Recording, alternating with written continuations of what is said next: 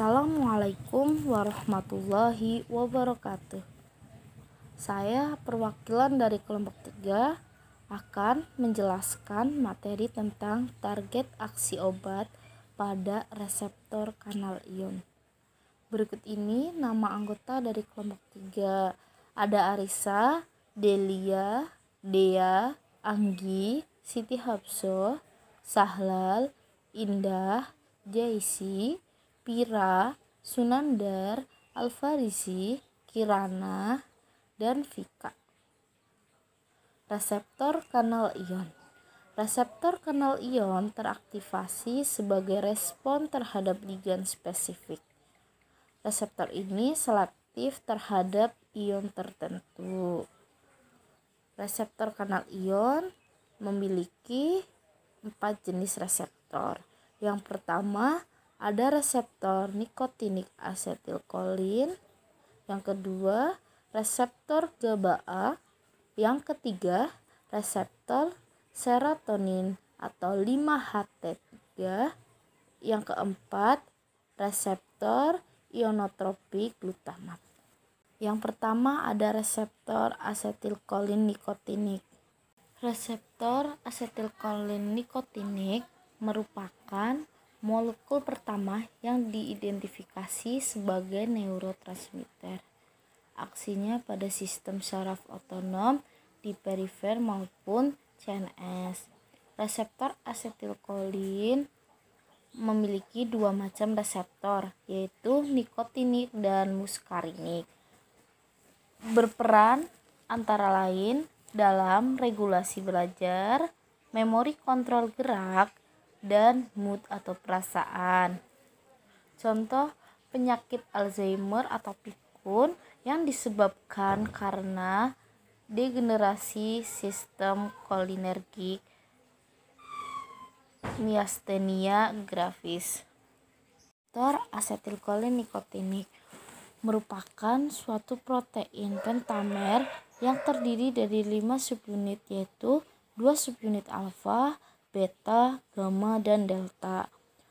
Reseptor asetilkolin terikat dengan kanal Na+, berlokasi di neuromuscular junction, ganglia otonom, mendula adrenal, dan CNS. Pertama kali dikarakterisasi dengan kemampuannya mengikat nikotin. Agonis asetilkolin akan mengaktifasi reseptor. Ini menyebabkan terjadinya influx Na+, dan selanjutnya terjadi depolarisasi seluler. Ini merupakan efek fisiologis. Reseptor asetilkolin nikotinik yang paling banyak dipelajari yaitu pada neuromuscular junction, yang merupakan pertemuan antar sel saraf dengan sel otot. Berikut ini ada beberapa obat-obat untuk kanal ion. Yang pertama ada neuromuscular blocking agent atau agen penghambat neuromuskular. Obat ini bekerja pada reseptor nikotinik antikolinergik di end-plate otot. Secara klinis digunakan sebagai obat tambahan pada pembiusan, di mana digunakan alat bantu pernafasan, tetapi tidak digunakan untuk intervensi atau terapi. Yang kedua ada hazard of death anestesi. Obat ini digunakan untuk mendapatkan relaksasi otot dan mengurangi gerak refleks pada operasi besar. Dibutuhkan anestesi dalam dosis besar. Hal ini seringkali menyebabkan kematian di meja operasi. Namun sebaliknya, anestesi yang terlalu ringan juga berbahaya, terutama untuk dokter bedah. Neuromuscular blocking drugs atau obat penghambat neuromuskular. Jika non-depolarisasi atau penurunan pengikatan asetilkolin, diberikan obat dengan durasi panjang dan durasi pendek. Contoh obat dengan durasi panjang itu tubokurahin, sedangkan obat untuk durasi pendek itu vecuronium dan pancuronium. Jika depolarisasi atau menghasilkan bloknya dengan mengikat dan mengaktifkan reseptor ACH, maka diberikan succinylcholine. Obat penghambat otot neuromuskuler digunakan untuk menginduksi relaksasi otot rangka lengkap dalam proses pembedahan. Non-depolarizing blocking agent. Penyembuhan awalnya berasal dari Amerika Selatan, digunakan untuk racun pada panah untuk membunuh atau berburu binatang. Mengikat reseptor NACH, memblok aksi asetilkolin sehingga menyebabkan kelumpuhan otot. Contoh obatnya tebukurarin, permulaan aksinya 4-6 menit, durasi aktivitasnya 8-120 menit.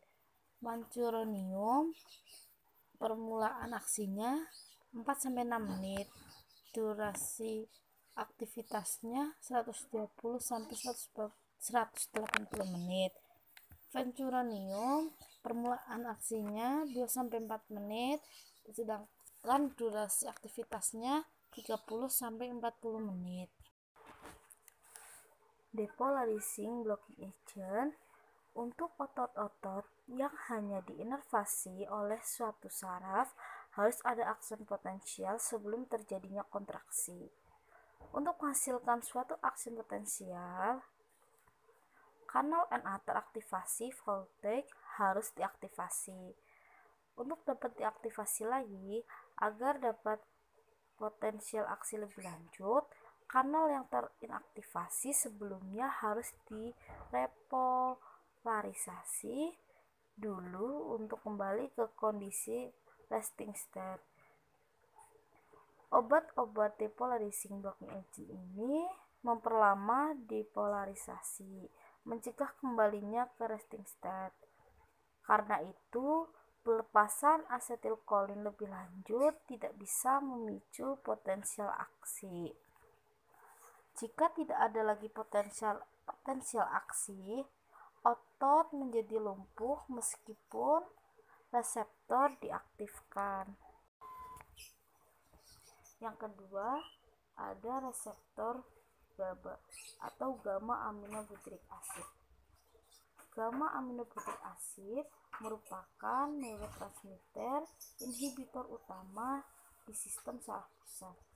Didukung fakta bahwa banyak penyakit saraf disebabkan karena adanya degenerasi saraf GABAergik, contohnya yaitu epilepsi. Disintesis dari glutamat dengan bantuan enzim glutamatik asid, dekarboksilase didegradasi oleh GABA transminase. Sekali dilepaskan, GABA berdifusi menyeberangi celah untuk berinteraksi dengan reseptornya sehingga menimbulkan aksi penghambatan fungsi CNS. GABA yang sudah terdisosiasi dari reseptornya diambil kembali ke dalam ujung presinaptik atau ke dalam sel glia dengan bantuan transporter GABA. Fungsi GABA yaitu ketika otak mengalami kelimpahan ketegangan saraf dan stres dapat disebabkan oleh siklus norepinefrin atau epinefrin atau adrenalin. Untuk menetralisir adrenalin ekstrak ini, otak memproduksi neurotransmitter, salah satunya adalah GABA, yang memiliki efek untuk penghambat pada sistem saraf. Reseptor GABA terbagi menjadi 3 tipe, yaitu GABA A, GABA B, dan GABA C. GABA A itu dia terikat dengan kanal C-almin. GABA B terikat dengan kanal K+, sedangkan GABA C terikat dengan kanal Cl. Tetapi target obat berbeda dengan GABA A. Reseptor GABA A. Reseptor GABA A merupakan kompleks protein heteroligomerik yang terdiri dari sebuah tempat ikatan GABA binding site yang tergandeng dengan kanal ion Ca. Selektif terhadap kanal ion Ca-almin, aktivasi reseptor GABA menyebabkan depresi susunan saraf pusat, efek menenangkan.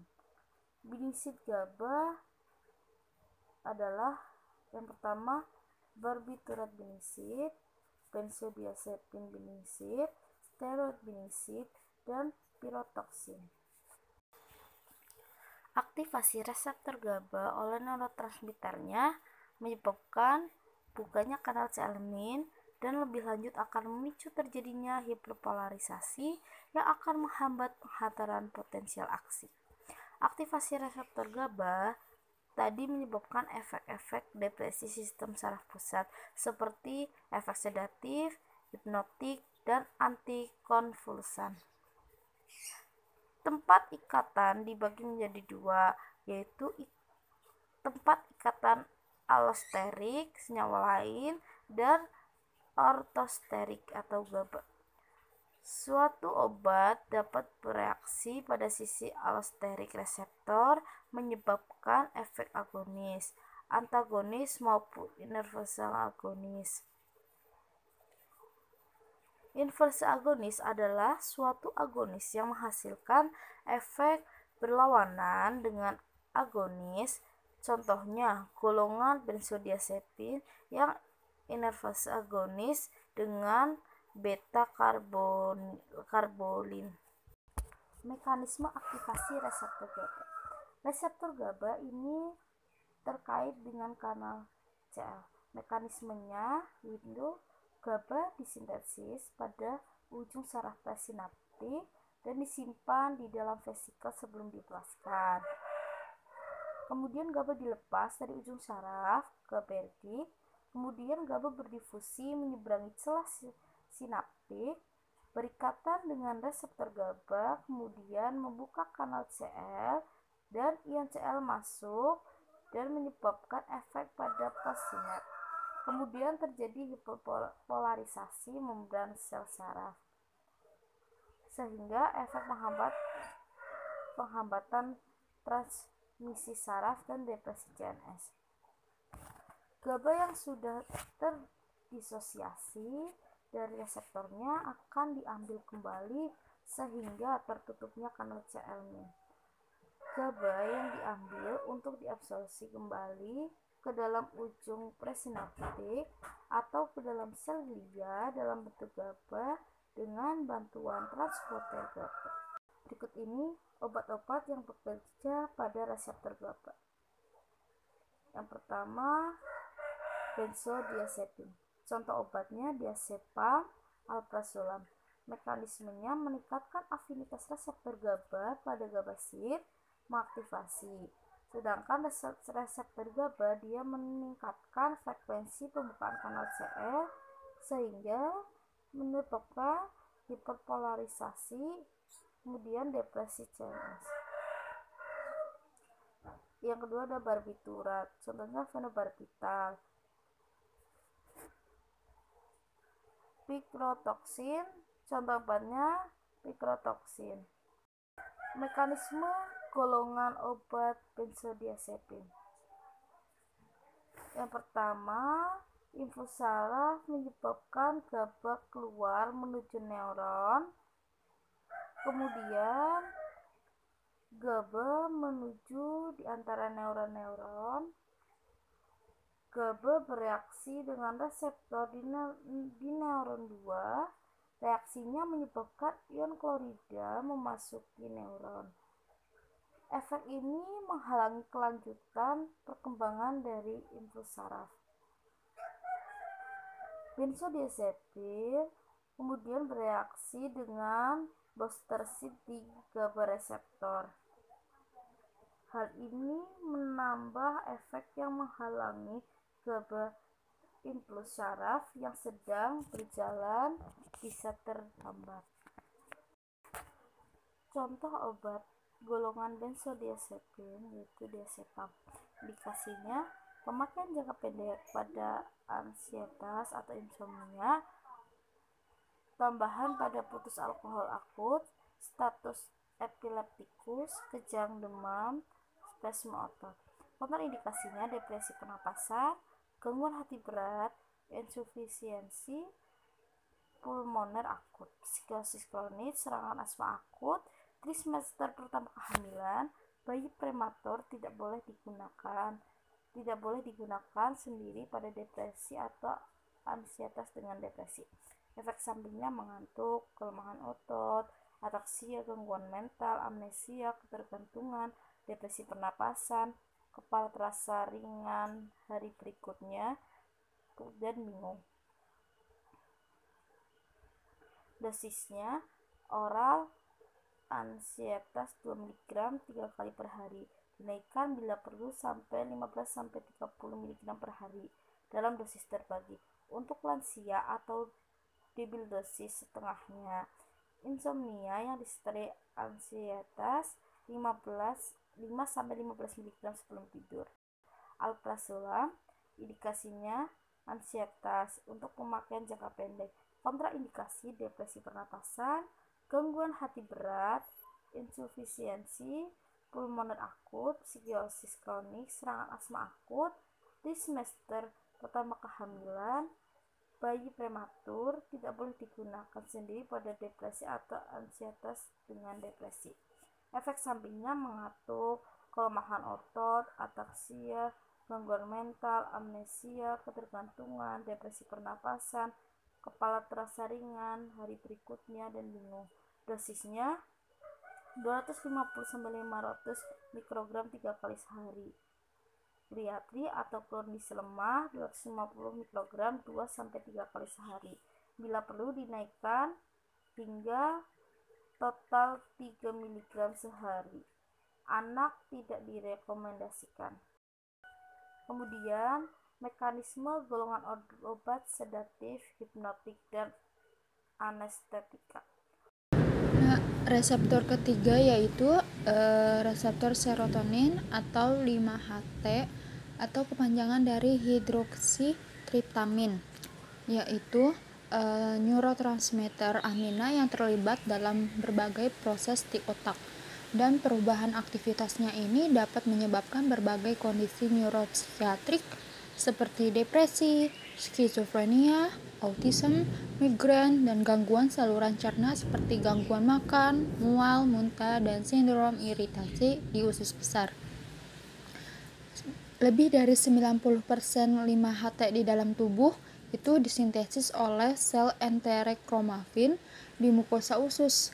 Nah, sel enterokromafin ini yaitu sel yang memproduksi hormon serotonin di dalam lambung.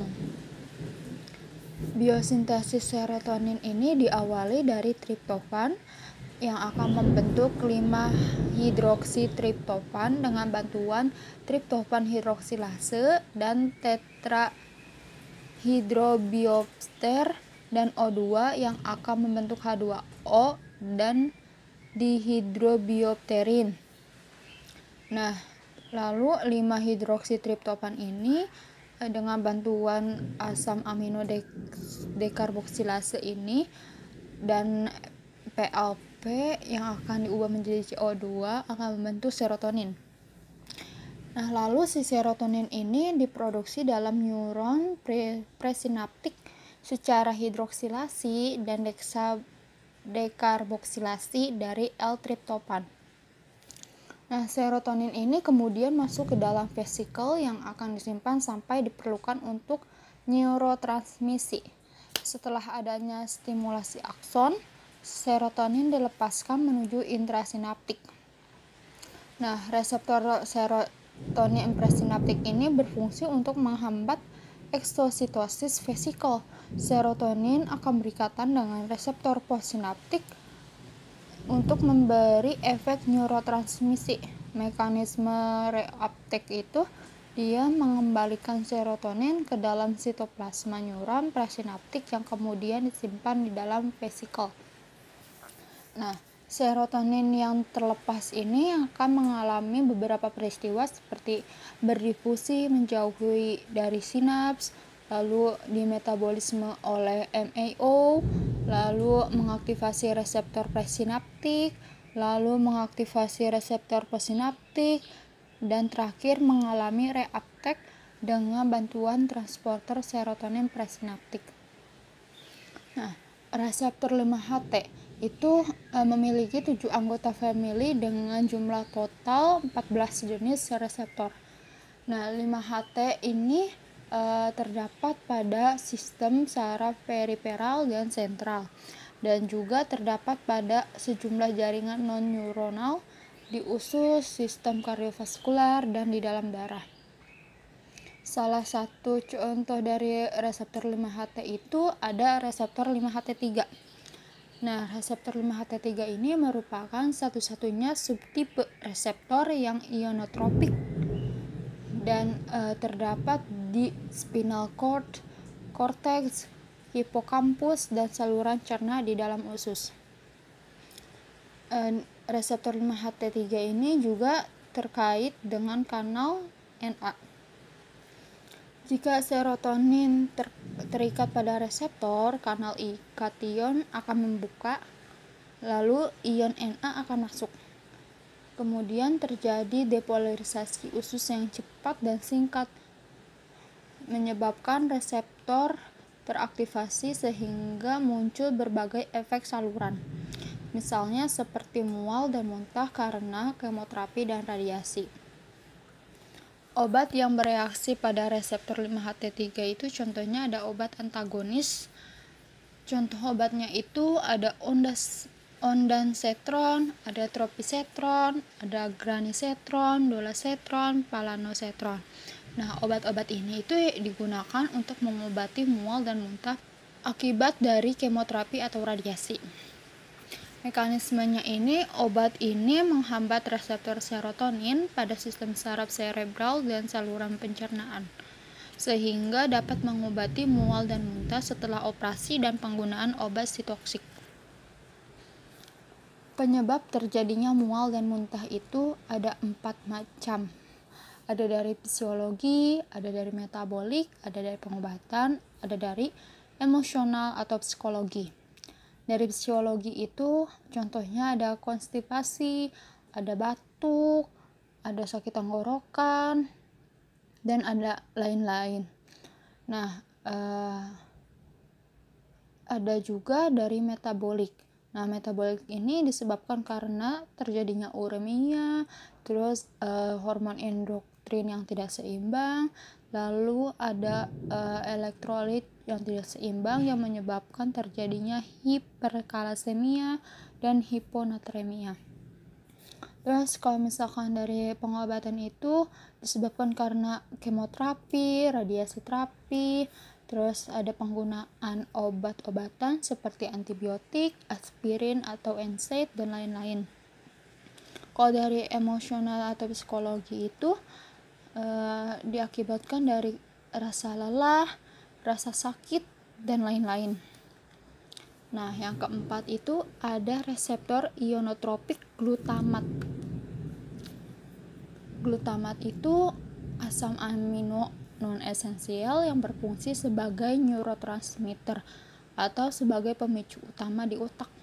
Mereka ini tidak dapat menembus sawar darah otak dan tidak disuplai dari sistem sirkulasi. Nah, jalur biosintesis glutamat ini di dalam prasinaptik ini kan ada glutamin dan asparat. Nah, si glutamin ini akan diubah menjadi glutamat dengan bantuan enzim glutaminase, sedangkan aspartat ini dibantu dengan enzim transaminase dan diubah menjadi glutamat. Glutamat tersebut akan keluar melalui celah sinaptik dan masuk kembali melalui proses reuptake dan ada beberapa juga glutamat di celah sinaptik yang masuk ke sel glia yang nantinya akan diubah menjadi glutamin dengan bantuan enzim glutamin sintase dan nantinya akan kembali ke vesikel. Klasifikasi reseptor glutamat ada beberapa dan contohnya ada di sini di PPT. Nah, yang akan kita jelaskan itu reseptor NMDA dari E-GLUR. Nah, reseptor NMDA ini terdapat pada korteks cerebral dan hipokampus dan berperan dalam fungsi belajar dan memori. Reseptor ini terkait dengan kanal ion Na dan Ca. Nah, reseptor NMDA ini memiliki afinitas terhadap ion Mg, mengakibatkan ion Mg dapat mengikat reseptor NMDA dan memblokade kanal yang tersedia, dan yang nantinya akan dilewati oleh ion Na atau ion Ca. Nah, tapi jika terjadi depolarisasi, afinitas Mg dengan reseptor NMDA ini menjadi berkurang, sehingga Mg akan terlepas dan kanal tidak lagi terblokade. Oleh karena itu, aktivitas reseptor NMDA memerlukan reseptor lain untuk menginisiasi aktivitasnya dengan menggunakan reseptor glutamat non-NMDA. Reseptor NMDA yang terletak di medula spinalis terlibat dalam penghantaran transmisi signal nyeri. Reseptor NMDA juga terlibat dalam patofisiologi beberapa penyakit, terutama yang manifestasinya berupa degenerasi sel saraf seperti Alzheimer. Hal ini disebabkan karena stimulasi yang berlebihan pada reseptor NMDA oleh glutamat dapat menyebabkan masuknya ion Ca secara berlebihan ke dalam sel saraf yang kemudian akan memicu peristiwa biokimia yang menyebabkan kematian sel saraf yang disebut eksitotoksisitas. Nah, jika reseptor NMDA ini diblokade, tentu akan mengurangi kejadian kematian sel saraf sehingga bisa mencegah penyakit-penyakit akibat degenerasi sel saraf.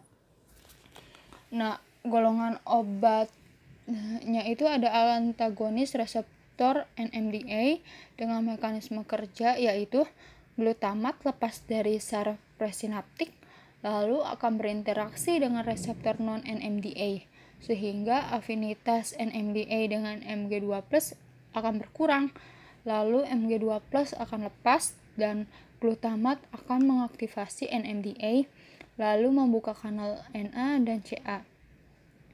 Lalu Na dan Ca akan masuk sehingga menghasilkan efek seluler dengan memicu signaling, learning, dan memori. Penyakit Alzheimer itu disebabkan karena degenerasi sistem kolinergik dan berperan dalam regulasi belajar dan learning. Penyakit Alzheimer itu merupakan neurodegeneratif. Salah satu penyebab Alzheimer itu karena kelebihan asetilkolin. Nah, penyakit Alzheimer ini juga disebabkan karena kanal ion reseptor membuka dan membiarkan ion Na dan Ca masuk ke dalam kanal ion. Jika kanal ion itu membuka, maka akan terjadi eksitotoksisitas. Nah, eksitotoksitas itu apa sih? Nah, dia itu stimulasi yang berlebih pada reseptor NMDA oleh glutamat yang dapat menyebabkan masuknya ion Ca secara berlebih ke dalam sel saraf yang kemudian memicu peristiwa biokimia yang menyebabkan kematian sel saraf. Di sini obat yang digunakannya itu ada rivastigmin. Pada pasien yang hipersensitif terhadap turunan karbamet, sebaiknya obat ini tidak digunakan. Sedangkan pada pasien yang mempunyai riwayat asma atau obstruktif, obat ini bisa digunakan. Nah, rivastigmin ini juga digunakan pada pasien demensia tipe Alzheimer yang tidak sensitif terhadap asetilkolinesterase spesifik inhibitor. Sediaannya itu ada sediaan kapsul dan solusi. Sediaan kapsulnya itu dengan dosis 1,5 mg, 3 mg, 4,5 mg, dan 6 mg. Sedangkan pada sediaan solusi oral yaitu 2 mg per mililiter. Efek samping yang akan terjadi itu seperti mual, muntah, anoreksia, dan penurunan berat badan. Selanjutnya ada donepezil. Donepezil ini dia akan membantu memperbaiki memori dan meningkatkan kemampuan untuk mengurus diri sendiri pada pasien demensia tipe Alzheimer. Nah, donepezil ini terdapat sediaan tablet dengan dosis 5 mg dan 10 mg.